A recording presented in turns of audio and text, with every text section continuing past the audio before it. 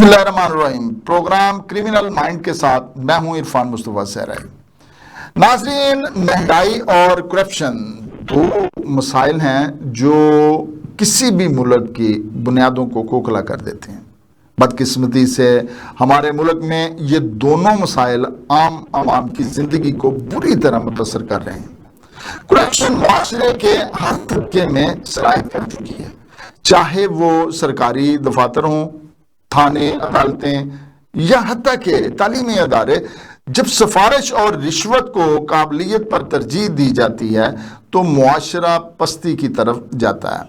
Corruption की वजह से तरक्याती फंड्स खुर्द-बुर्द हो जाते हैं, सरकारी मंसूबे अधूरे रह जाते हैं और आवाम की फलाह व बहबूद ख्वाब बनकर रह जाती है। हुक्मरान हो या अवाम, सरकारी अदारे हों या निजी, सियासी हो या गैर सियासी, हर तरफ तमाशा बरपा है। हर जानब झूठ का बोलबाला है। सियासत में एक सियासी रहनुमा ने ऐसा ट्रेंड दिया है कि इतना झूठ बोलो कि सच का गुमान होना शुरू हो जाए। क्योंकि हम शख्सियत परस्त लोग ठहरे, फिर क्यों करना बात मानते। हमने ये बात पल्ले बांधते हुए सियासी जमातों के कुछ जियाले, टाइगर्स और मतवल्लों ने ये बेड़ा अपने कांधे पर उठाया। इनकी उस वक़्त तक रोटी हज़म नहीं होती जब तक वो सोशल मीडिया पर अपने मनपसंद लीडर की झूठी सच्ची सताइश न कर लें और मुखालफिन को लताड़ने में इखलाकियात की धज्जियाँ न बखेर लें। सच तो यह है कि नौजवान नस्ल जिस बेरा रवि का शिकार बन चुकी है, इससे पहले कभी न थी। हमारा ईमान है कि ईमान को ख़राब करने का झूठ बुराई का पहला ज़ीना है जिसे इस्लाम में सख्त नापसंद किया गया। लेकिन हमें दीन इस्लाम आखिरत की सज़ा जज़ा से क्या। अच्छा, ऐसा ही हाल हुक्मरानों का भी है। इनकी जिम्मेदारी अवाम की फलाह बहबूद की है, लेकिन वो हर पल अवाम से झूठ पर झूठ बोलते हैं। लेकिन आफरीन है इन साहब इक़्तिदार पर कि मजाल है कि माथे पर ज़रा सी भी शर्मिंदगी नाम की चीज़ हो।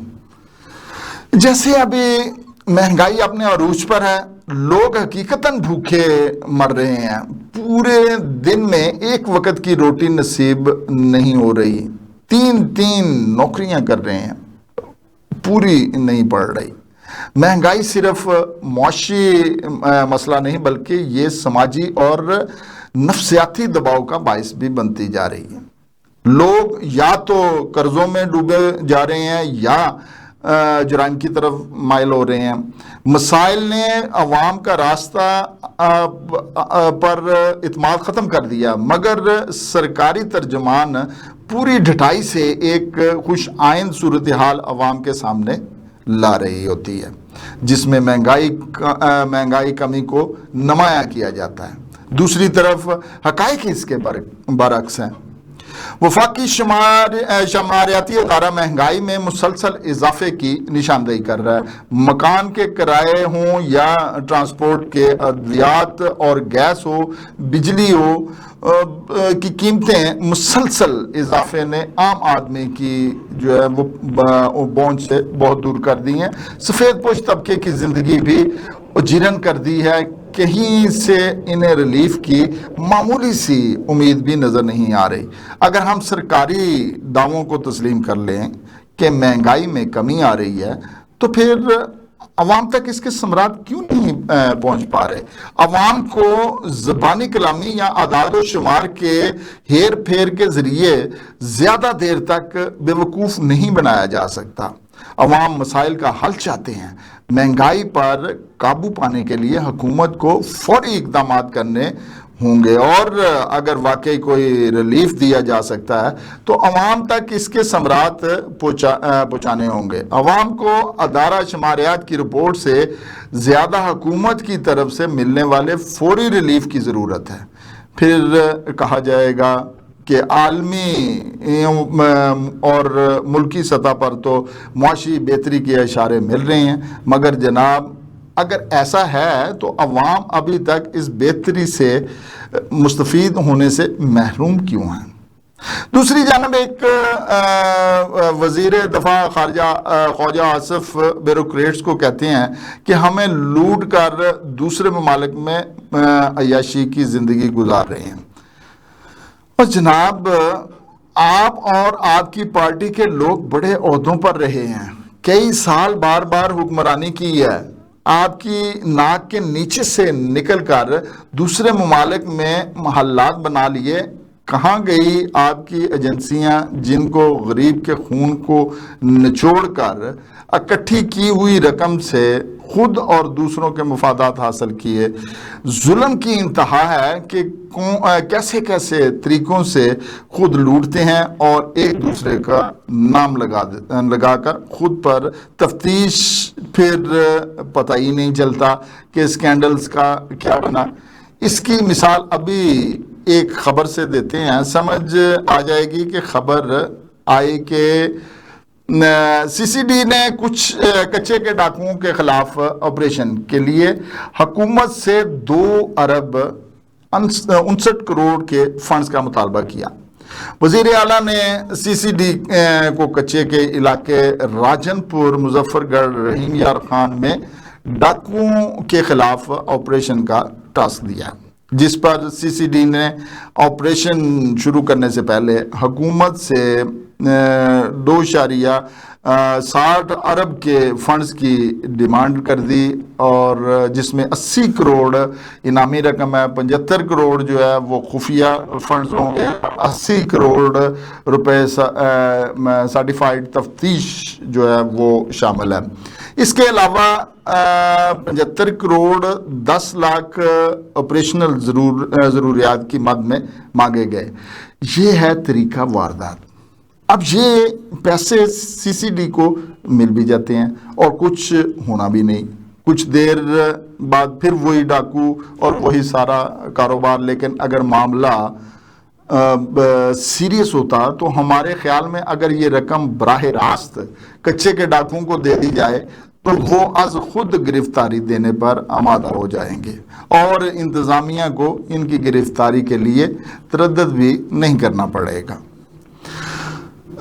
وہ 2 صوبوں کے مشترکہ پولیس فورس اور رینجرز کے ذریعے عرصہ دراز سے ایڑی چوٹی کا زور لگا رہے ہیں، مگر تاحال ان پر قابو نہیں پا سکی۔ ڈاکوؤں کو یہ رقم دینے سے علاقے کے عوام کی جان بھی چھوٹ جائے جو مسلسل ڈاکوؤں کے خوف میں جی رہے ہیں۔ سی سی ڈی کے اس مطالبے پر ایک لطیفہ یاد آ گیا کہ ایک شخص کسی عامل کے پاس جن نکلوانے گیا جو عرصہ دراز سے اس شخص پر سوار تھا۔ عامل نے موقع غنیمت جانا اور اس نے شخص سے مطالبہ کیا کہ 10 کنستر دیسی گھی کے 2 بوریاں سوجی، 2 بوریاں میدے کی اور 2 بوریاں چینی کی، 10 کلو بادام اور 10 کلو ناریل جو ہے وہ پستہ اور دیگر چیزیں جو ہیں وہ تمہارے جن جو ہے وہ اس کو نکالنے کے لیے ضروری ہیں، پھر یہ عمل پورا ہوگا۔ یہ سن کر، اور جن یہ سن رہا تھا اندر، اور جن نے یہ سنا اور اس شخص سے کہا کہ جناب یہ ساری چیزیں مجھے دے دو، میں خود ہی باہر آ جاؤں گا اور تمہاری جان چھوڑ دوں گا۔